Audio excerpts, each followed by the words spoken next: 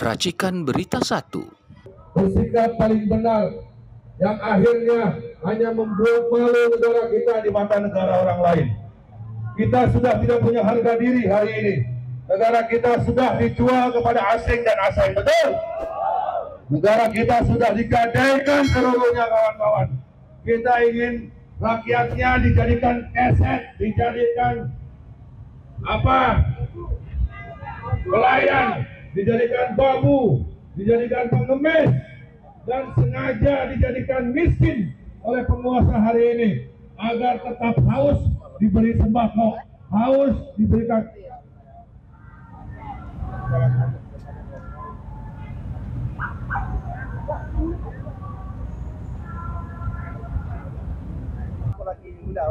Dalam banyak diskusi, ini kesadaran yang belum sampai pada tingkat optimalnya.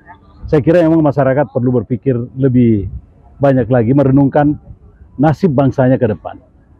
Saat ini bangsa ini di ujung titik nadir, di mana kemungkinan untuk hancur sangat mungkin diakibatkan karena konstitusi tidak lagi dihargai. Dalam pemilu, segala macam pendekatan dilakukan dengan semena-mena, dan akibatnya kita tidak melihat lagi bahwa konstitusi ini menjadi perekat di antara sesama bangsa. Apakah kita ingin membiarkan hal ini terus akan terjadi? Ini kembali semua kepada kita sebagai warga negara, sebagai anak bangsa yang mencintai negaranya. Jika mencintai negara, maka harus dilakukan perubahan, harus dihentikan perusakan terhadap konstitusi, terhadap negara ini, dan siapapun yang merusaknya harus diadili, harus diberhentikan di dalam semua kerja politik yang memungkinkan dia terlibat dan mengakibatkan kerusakan lebih lanjut. Saya kira Pak Jokowi sudah mempraktekkan nepotisme yang sangat jelas, sangat kuat, dan ini susah dimaafkan. Karena kenapa? Karena nepotisme ini, semua aturan main dilanggar, kecurangan pelaksanaan pemilu terjadi, banyak sekali pelanggaran-pelanggaran di lapangan, aparat sipil negara dilibatkan, aparat militer dilibatkan dengan kekuatan-kekuatan yang mereka miliki, dan berakibat masyarakat merasa terintimidasi. Nah, pemilu dengan intimidasi terhadap masyarakat pastilah bukan pemilu yang normal, melainkan pemilu yang tidak dapat diakui sebagai pemilu karena suara rakyat tidak murni.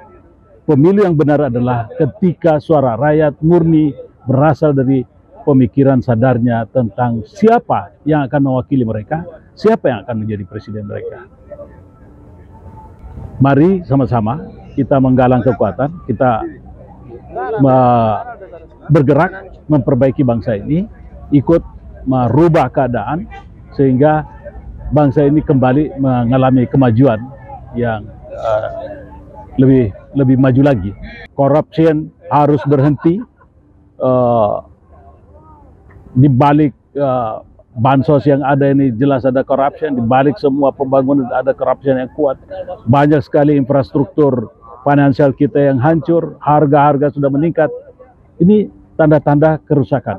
Jangan sampai sudah ambruk lalu baru kita sadar bahwa kita berada dalam masalah. Hari ini masih bisa tertolong, mari kita sama-sama bergerak.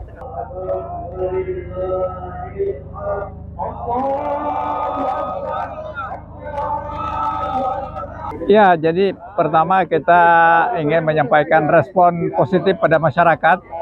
Ternyata himbauan dari Pak Din ini direspon dengan sangat menggembirakan ya. Karena jumlah yang hadir pada sore hari ini cukup banyak ya. Cukup banyak ya. Mungkin bisa mendekati ratusan ribu atau bagaimana ya.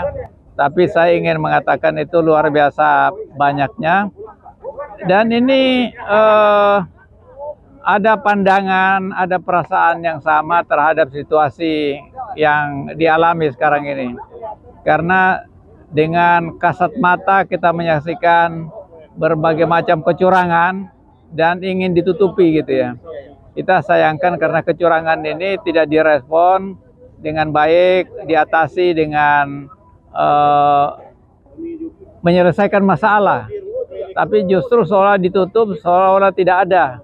Bahkan Ketua Bawaslu-nya kan sudah mengatakan dia belum menemukan kecurangan yang sifatnya TSM ya. Tapi padahal kalau kita lihat kemudian pada saat pemilu, kemudian pasca pemilu, itu gambaran bahwa pemilu ini seperti yang dikatakan Pak Adin tadi, brutal ya, sangat brutal dan sangat tidak beradab ya. Dan sekali lagi rakyat menyadari masalah ini dan tumbuh perlawanan ya. Jadi kehadiran masyarakat pada sore hari ini yang begitu banyak merupakan bentuk perlawanan, dan perlawanan itu menurut saya akan terus berkembang ya dan menjadi gelombang besar dalam rangka melawan dari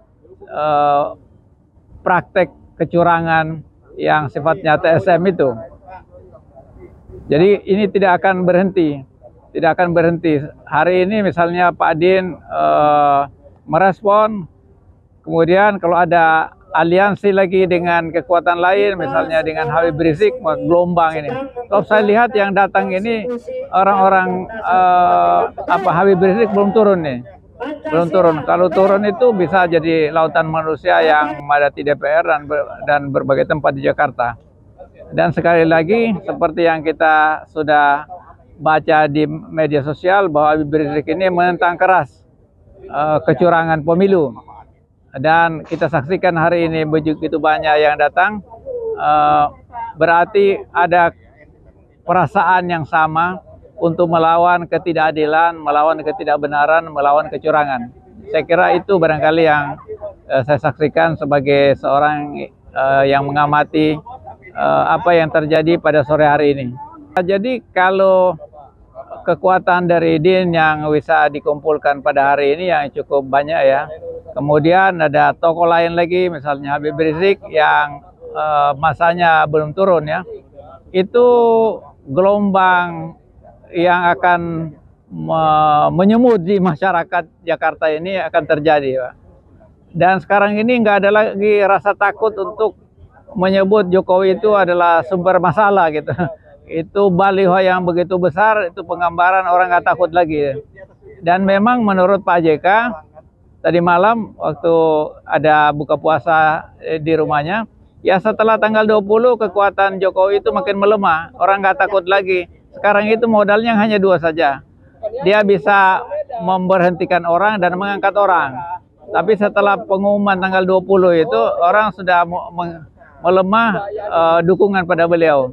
Jadi itu akan semakin masif dukungan masyarakat dan mudah-mudahan ini ada perubahan. Jadi saya setuju yang disampaikan tadi teman-teman supaya sebaiknya Jokowi mengikuti seperti yang dilakukan Pak Harto. Ketika Pak Harto tidak lagi disukai oleh masyarakat, terutama kelas menengah perkotaan, ya sudah dia mengundurkan diri dengan baik. Lengser ke Prabon, ya saya kira sebaiknya Pak Jokowi juga melakukan seperti itu karena orang nggak ada lagi takut atau merasa khawatir dengan membuat baliho yang gede gitu kemudian difoto dan disebarluaskan di berbagai penjuru tanah air itu mencerminkan bahwa kredibilitas Pak Jokowi itu sudah habis ya.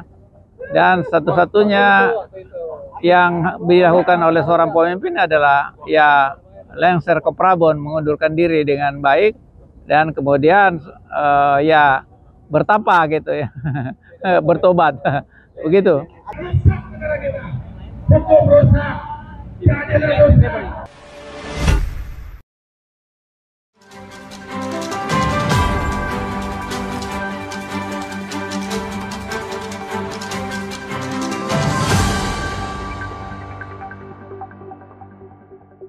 Racikan Berita 1.